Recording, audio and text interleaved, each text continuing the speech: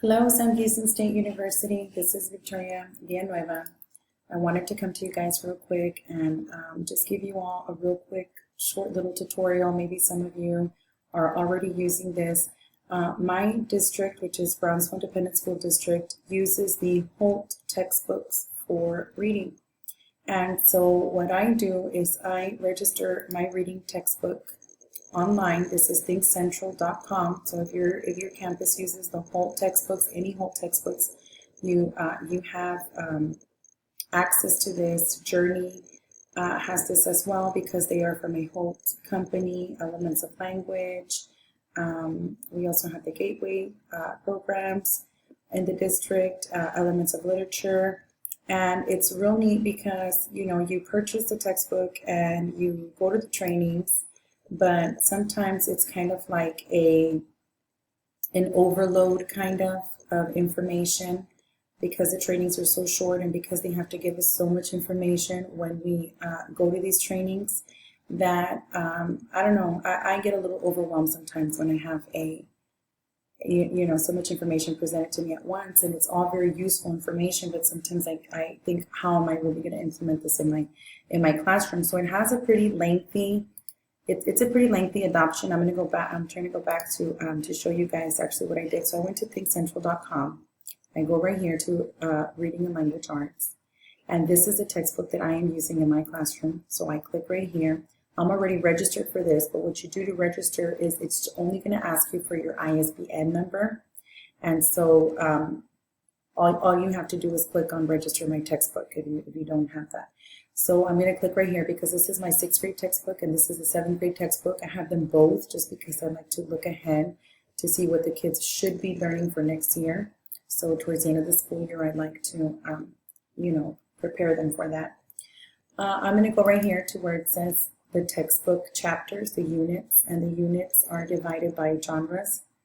So let's say, for example, biography and autobiography, which is what we were covering a little bit of last week.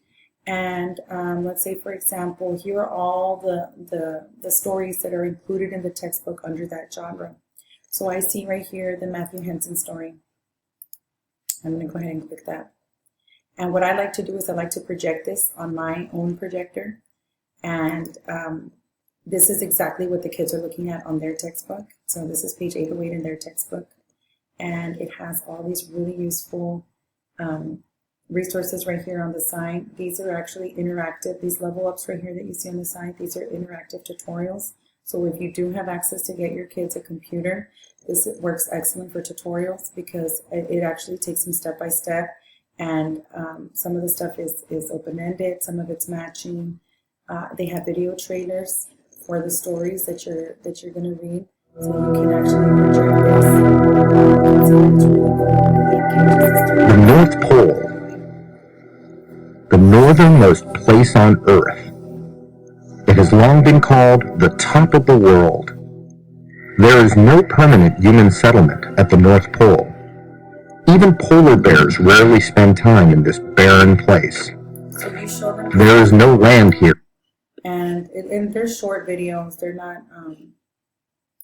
nothing that's going to take too much time out of your instruction.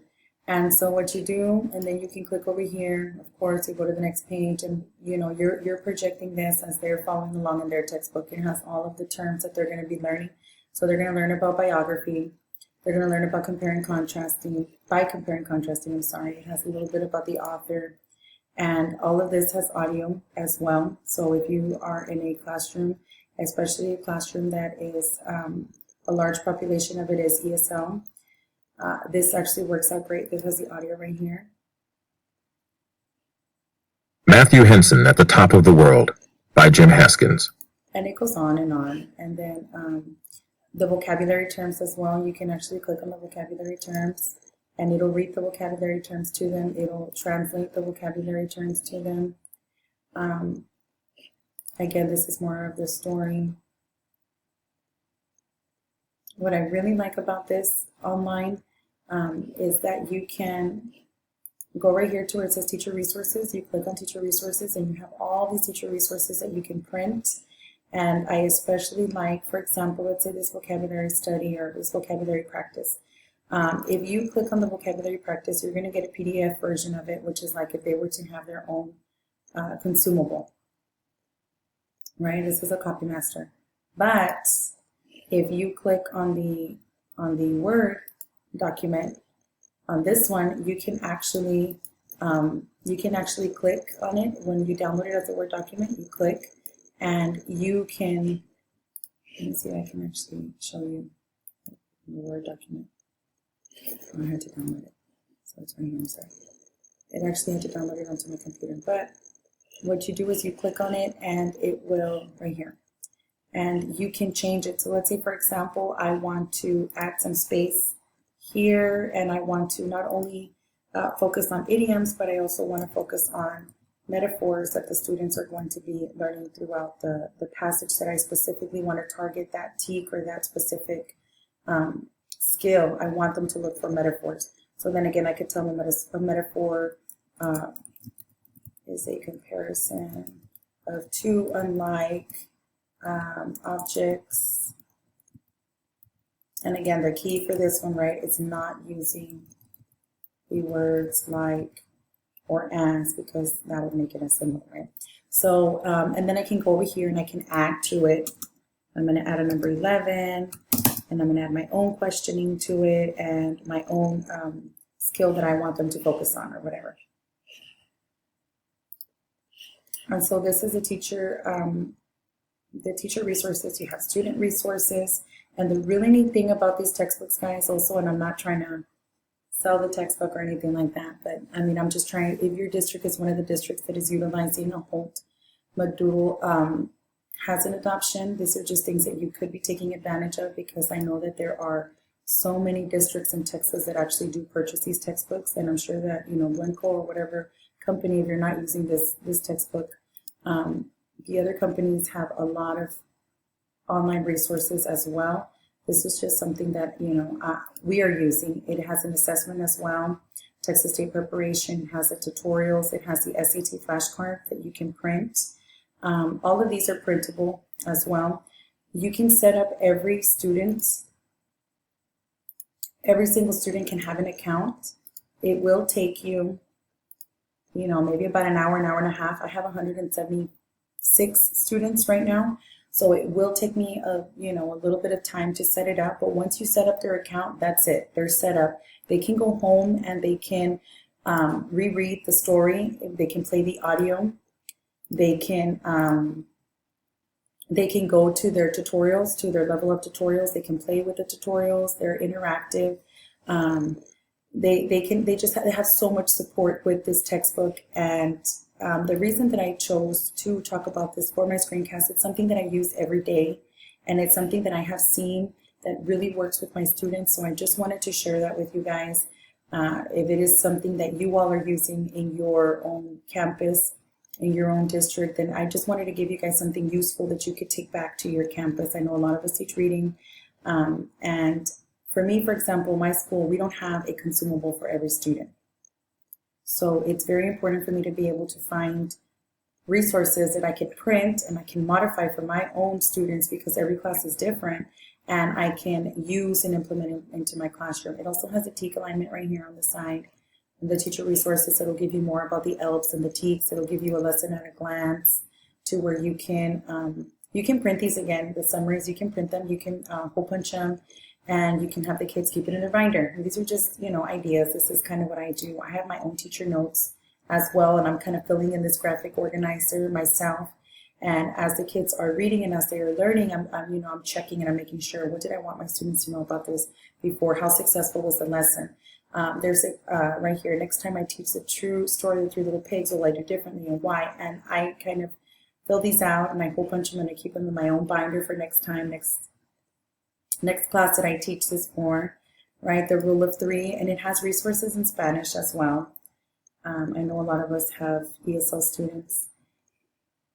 All of us have ESL students, right? And ideas for extension. This is kind of for your pre-AP or for your classes that are just gonna, they're gonna zip through the lesson while all your other periods are kind of struggling to get through, and you don't want to start them on a new story or on a new skill, because you want your classes to be as aligned as possible. However, you do have to differentiate for every single class period, right?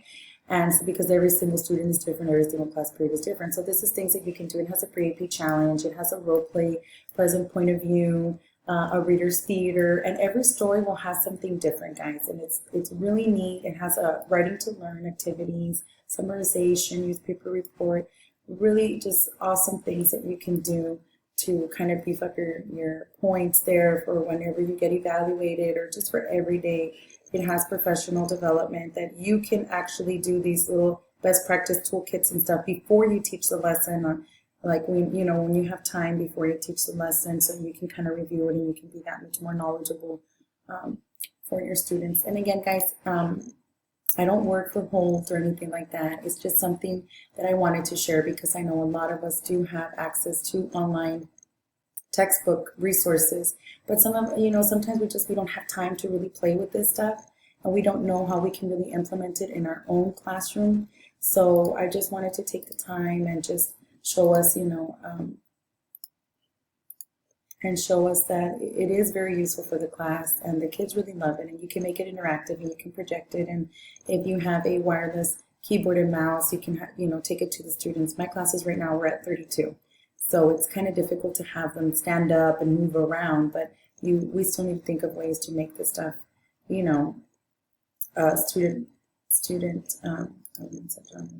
This is what the level up tutorials are.